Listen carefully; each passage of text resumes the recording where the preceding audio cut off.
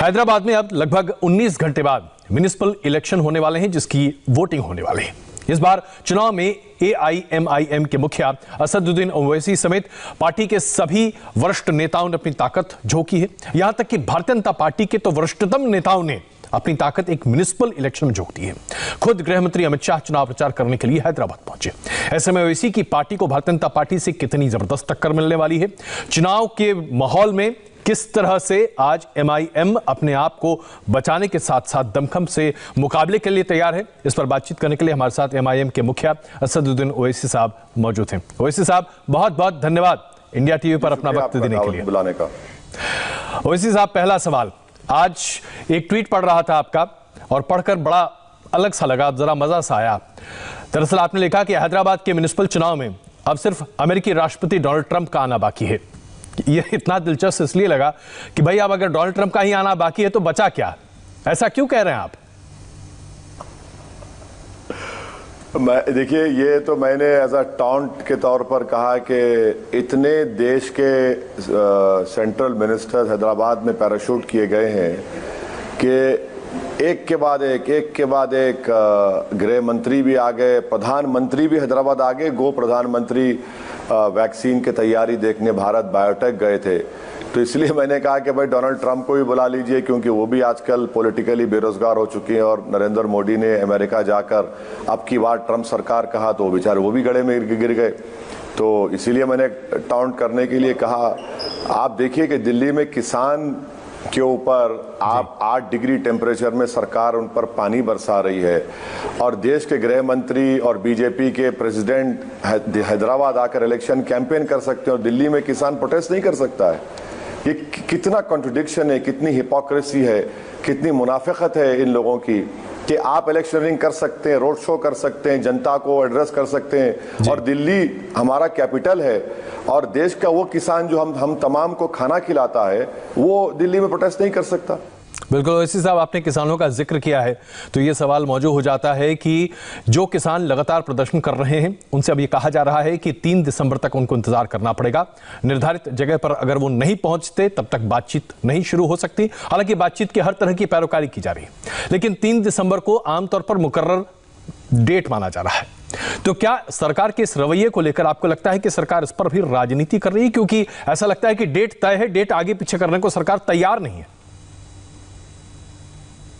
देखिए, मैंने आपके पहले ही सवाल के जवाब में कहा कि जब देश के गृह मंत्री, देश के दीगर सेंट्रल मिनिस्टर हैदराबाद में एक म्युनिसिपल इलेक्शन में आकर कैंपेन कर सकते हैं, तो क्या किसान जंतर मंतर पर जाकर क्यों नहीं धरना दे सकते? किस बुनियाद पर जब आप हैदराबाद में आकर इलेक्शनिंग के हिस्सा ले सकते तो देश का किसान क्यों नहीं जाकर प्रोटेस्ट कर सकता? और 3 दिसंबर की क्या बात है? क्या कोई मुहूर्त निकाला आपने किसी पंडित को पूछकर कि 3 तारीख को ही कुछ अच्छा नतीजा निकलेगा? अरे किसान है, आप बुलाइए उनको, बात करिए। बल्कि मैं तो आपके प्रोग्राम में देश के प्रधानमंत्री से रिक्वेस्ट करूंगा कि प्रधानमंत्री अपना दरियादिली का मुजाहरा करें, उन लोगों को बुलाए, उनके मुतालिबात, उनके कंसर्न्स को सुने और उसको हल करें। क्योंकि ये लोग तो जमीन पर पसीना बहाते हैं, मेहनत करते हैं, तभी तो देश खाना खाता है ना। बिल्कुल, अगर हम इन्हीं को ही नाराज कर देंगे, उन्हीं के इश्यूज को नजरअंदाज कर देंगे तो ये तो बहुत गलत है। इसमें कोई शक नहीं ओवैसी साहब, बहुत बड़ा मसला है ये। लेकिन आइए जरा वापस हैदराबाद चुनाव पर चलते हैं, क्योंकि अब बहुत कम घंटे बचे हैं उसमें। हैदराबाद चुनाव को देखते हुए गृह मंत्री जी का बयान जो था वो अपने आप में बड़ा दिलचस्प है। उन्होंने कहा कि मेयर भारतीय जनता पार्टी का ही बनेगा। उसके साथ साथ टीआरएस के साथ जो आपकी पिंगे लड़ रही हैं, इसे लेकर भी उन्होंने टिप्पणी की। कहा कि आप दरअसल उनके साथ मिलकर गुपचुप डील कर रहे हैं। आप डील करने में माहिर हैं क्या? क्योंकि आपकी पार्टी को वोट कटवा के तौर पर लगातार देखा जाता है। तो क्या आप समझौता कर रहे हैं? क्या आप डील कर रहे हैं? ये गुपचुप क्यों करते रहते इतना सब कुछ आप? अब देखिए, मेरा हाल ऐसा है कि भारत की राजनीति में मुझे लैला बना दिया गया और सब लोग मेरे मजनू बने हुए हैं। बिहार में मुझे कांग्रेस ने कह दिया कि मैं बीजेपी से मिला हुआ हूं। अब यहाँ पर आप लोग कुछ और कह रहे हैं।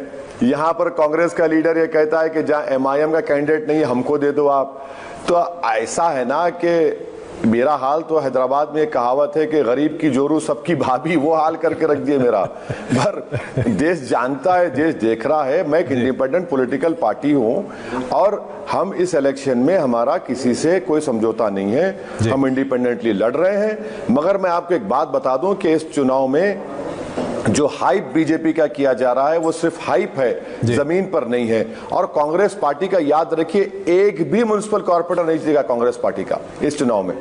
बिल्कुल। ओवैसी साहब, जब भी चुनाव आते हैं आप और आपके उम्मीदवारों को राज्य में जाकर खड़ा होने का एक मौका मिल जाता है। जैसा कि हम बिहार की बात करें, वहां आपने 5 सीटें इस बार जीत ली। इसके पहले आपने उत्तर प्रदेश में भी किस्मत आजमाई थी। अब पश्चिम बंगाल को लेकर भी चर्चाएं हो रही हैं कि आप वहां पर भी खड़े हो रहे हैं। चाहे सत्तारूढ़ पार्टी हो या विपक्ष की पार्टी हो, जो तथाकथित तौर पर राष्ट्रीय पार्टियां हैं, उनका यह मानना है कि आप हर राज्य में जाकर वोट कटवा का काम करते हैं। आप लोगों के साथ हाथ मिला लेते हैं और दरअसल आप किसी की ए टीम या किसी की बी टीम बन जाते हैं। ये कब तक बनते रहेंगे ए टीम बी टीम आप? नहीं, मैं तो चाहूंगा कि वो अपनी बकवास करते रहें, इससे हमारे मकबूलियत में, पॉपुलैरिटी में इजाफा होगा जी। और लोग कन्विंस हो रहे हैं कि एमआईएम पार्टी ही बीजेपी के फाशिज्म और कम्युनलिज्म के एजेंडे को एमआईएम पार्टी मुकाबला भी कर सकती है और उनको रोक भी सकती है।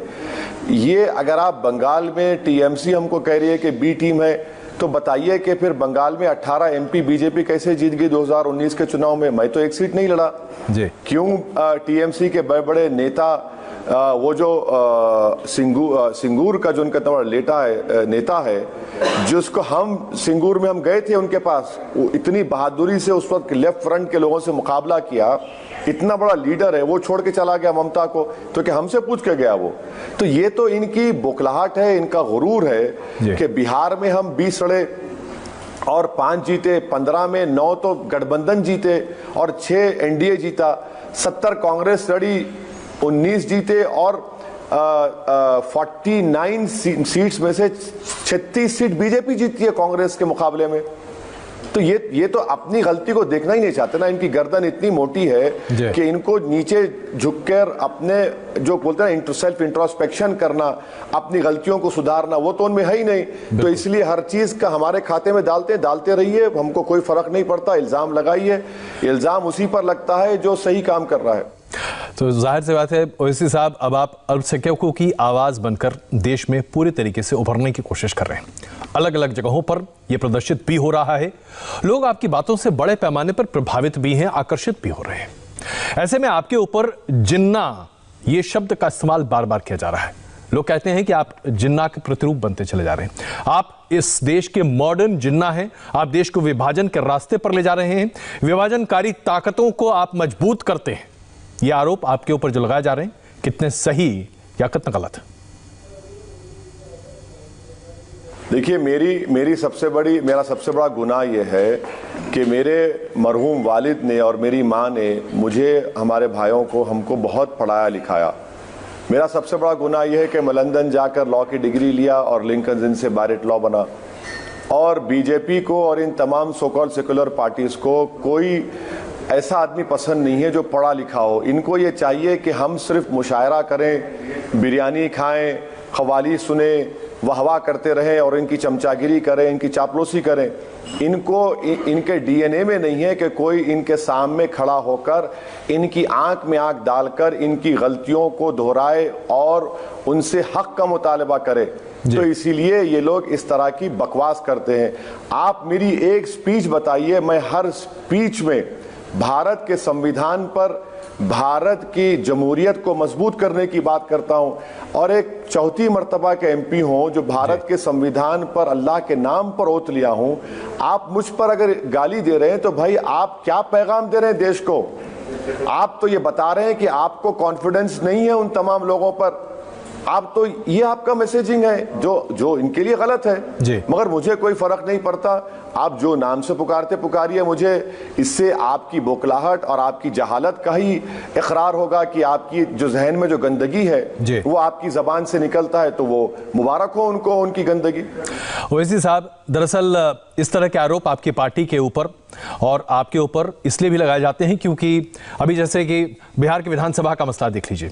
शपथ ग्रहण समारोह के दौरान हिंदुस्तान की जगह भारत शब्द का इस्तेमाल एमआईएम के विधायक ने करने पर जोर दिया। उन्होंने सुझाव भी दिया और जब इस पूरे मामले को देखा गया तो इस पर जबरदस्त बवाल भी मचा। लोगों ने कई तरह की बातें कही। इस तरह के बवाल क्यों मचाए जाते हैं? क्या आपको लगता है कि ये आपके लिए फायदेमंद है, या दरअसल आपको लगता है कि किसी भी तरीके से इस तरह का बखेड़ा खड़ा कर आपको, आपकी पार्टी को, आपकी सोच को एक डब्बे में बंद करने की कोशिश है? नहीं सर, आप मेरे को बताइए, आपने कभी संविधान पढ़ा? आपने?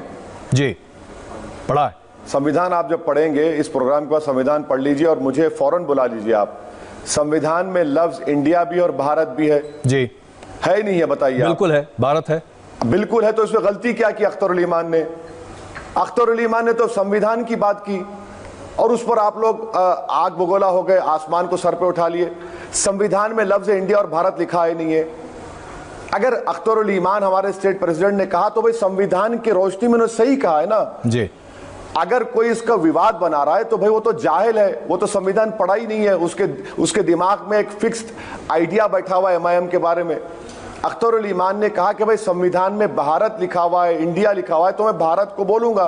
इसमें बुरी बात क्या है? संविधान में जब लफ्ज लिखा है तो जो लोग संविधान नहीं जानते, जो अनपढ़ हैं संविधान के मामले में, थम्स अप हैं, उनको पढ़ना चाहिए संविधान। और संविधान में अगर कोई संविधान के बरक्स कोई बात कर रहा है तो आप मुझे पूछिए, मुझसे सवाल करिए। अख्तर उल ईमान ने बिल्कुल सही कहा कि संविधान में भारत लिखा हुआ है, मैं लफ्ज भारत को इस्तेमाल करूंगा। ये तो खुश होना चाहिए सबको। अच्छा, ये बताइए, आपके ऊपर आरोप लगाए जाते हैं तरह तरह के, यहां तक कि गृह मंत्री जी वो ये कह गए कि अब आप बताइए कि रोहिंग्या मुसलमानों के बारे में आप लिखकर हलफनामा देने को तैयार हैं कि नहीं, क्योंकि जब भी कार्रवाई करने की बात आती है तो आप संसद में खड़े हो जाते हैं, आप उनके हिमायती बन जाते हैं, हंगामा करने लगते हैं। क्या गृह मंत्री जी के इस बयान से आप सहमत हैं? आप हंगामा करते हैं?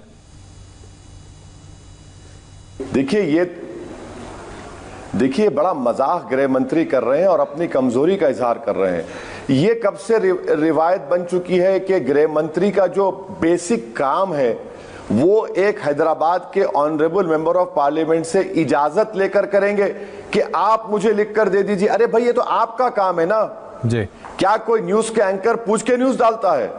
देश के गृह मंत्री का प्राइमरी काम यह है कि किस देश के किसी हिस्से में कोई इल्लीगल पाकिस्तानी, कोई इल्लीगल रोहिंग्या ना रहे जी। आपको मैं लिख के दूं? ये तो मजाक है कि आप मेरी इजाजत पूछ रहे हैं अपना काम करने के लिए, अपनी ड्यूटी निभाने के लिए।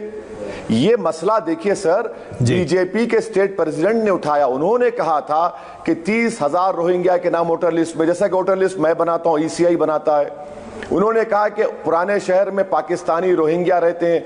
उन्होंने मसला उठाकर अमित शाह के ऊपर उंगली उठाई जी। और ये बता दिया कि अमित शाह अपना काम सही नहीं कर रहे हैं और अमित शाह मुझसे पूछ रहे हैं। ये तो होम मिनिस्टर का, गृह मंत्री का प्राइमरी काम है और उनके एमओएस तो सिकंदराबाद के हमारे एमपी हैं। बिल्कुल।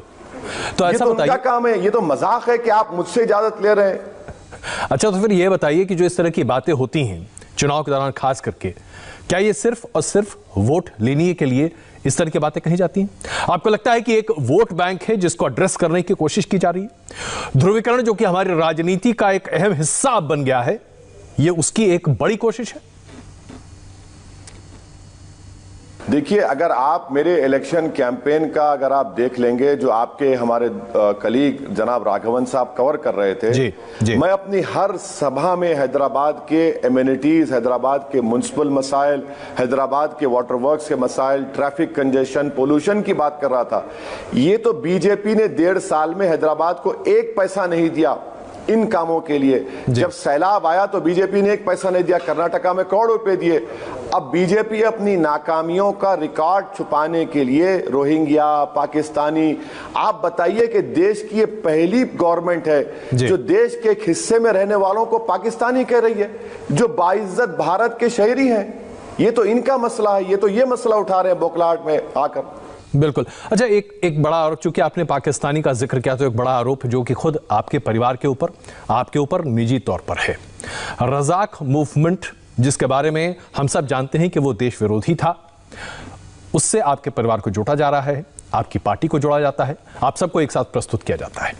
क्या आप इसे दुष्प्रचार मानते हैं या दरअसल आपको लगता है कि हां कहीं ना कहीं कोई कनेक्शन था लेकिन आज ऐसा कुछ नहीं है, और अगर वक्त हो तो इसे उजागर करने की कोशिश की जा रही है, जो कि लोग कर रहे हैं ताकि आज आपको चोट पहुंचा सके?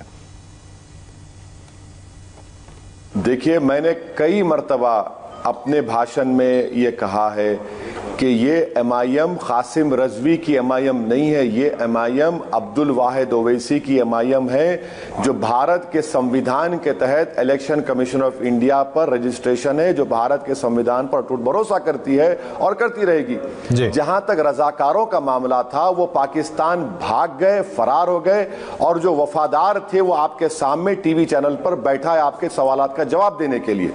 बिल्कुल ओवैसी साहब, एक और बड़ा मसला है और ये देश भर में होता चला जा रहा है, लेकिन इसकी शुरुआत बड़े पैमाने पर उत्तर प्रदेश से हो रही है।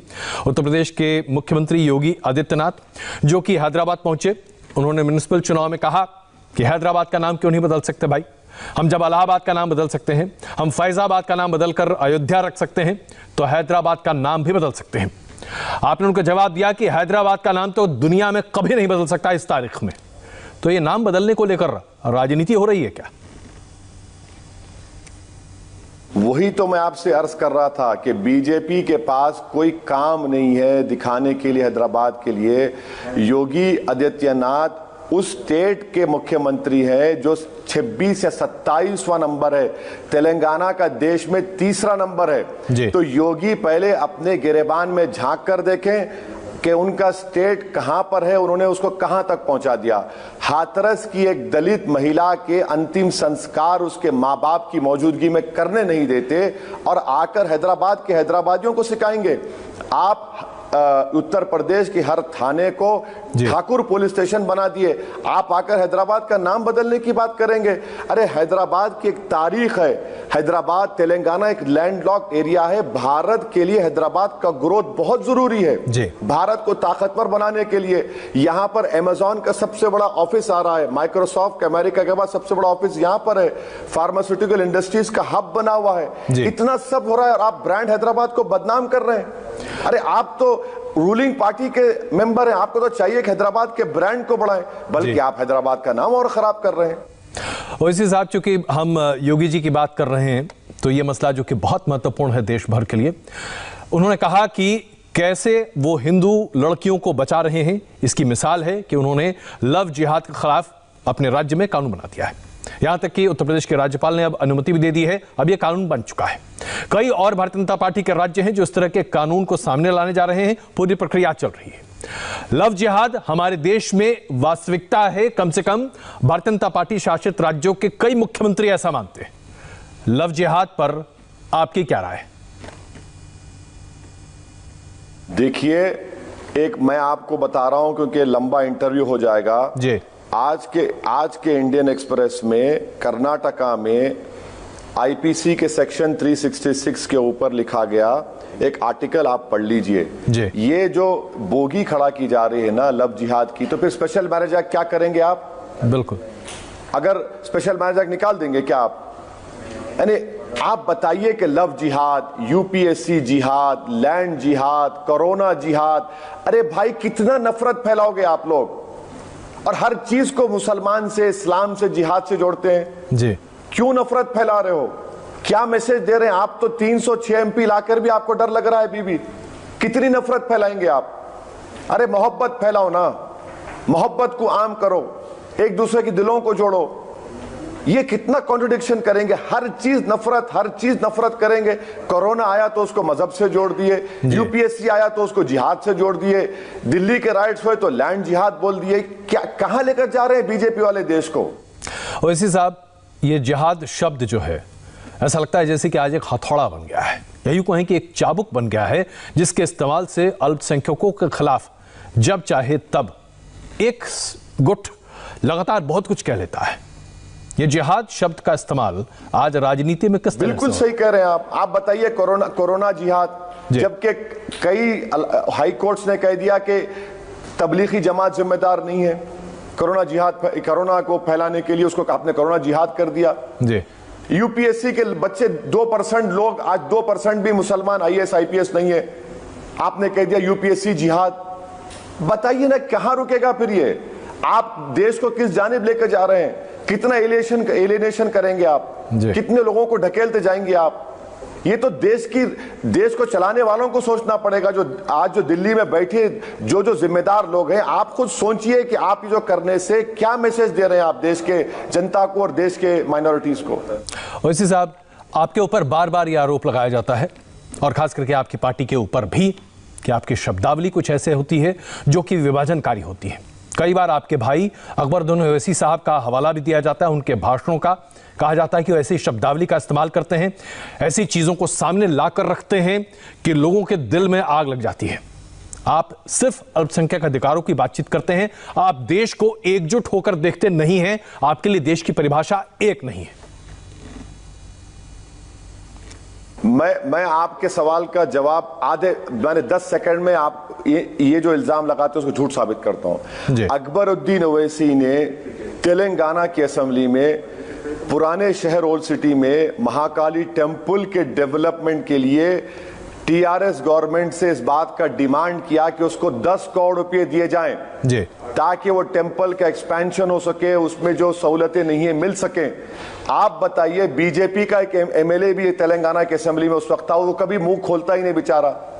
जब अकबरुद्दीन ओवैसी एक महाकाली टेम्पल के लिए कह रहा है कि 10 करोड़ रुपए दो, फिर ये कहे का इल्जाम लगा रहे हम पर जी। अकबरुद्दीन ओवैसी स्कूल चलाते हैं ओल्ड सिटी में, जिसमें 8,500 बच्चे और बच्चियां फ्री में तालीम हासिल करते हैं। लॉकडाउन में अकबरुद्दीन ओवैसी ने अपने पैसों से 3 करोड़ के राशन बांटे, सब में हिंदू मुसलमान में, किसी का मजहब नहीं पूछा। हैदराबाद में सैलाब आया तो अकबरुद्दीन ओवैसी ने 3 करोड़ की रिलीफ पार्टी, सब में हिंदू मुसलमान, किसका मजहब नहीं पूछा। मेडिकल कैंप चलाए, अपने जेब से दवाएं दी। अरे भाई, कभी तो ये तो रुख देख लो किसी इंसान का। ठीक है, आपको नफरत होगी उस इंसान से, मगर उसका इस रुख को भी तो देखो आप। और बोले जाते हैं तो उसका इलाज मैं क्या कर सकता हूं? बात तो सही है आपके ओवैसी साहब, लेकिन एक आखिरी सवाल, मैं जानता हूं वक्त कम है आपके पास। जिस तरह से विभाजन करने वाली एक राजनीति का आरोप आपके ऊपर बार बार लगाया जाता है, आप उसे हमेशा खारिज भी करते हैं, क्या आपको जानबूझकर निशाना बना जा रहा है? आप दरअसल एक चिन्ह बन गए हैं जिसको जितना हमला करो उतना फायदा होगा।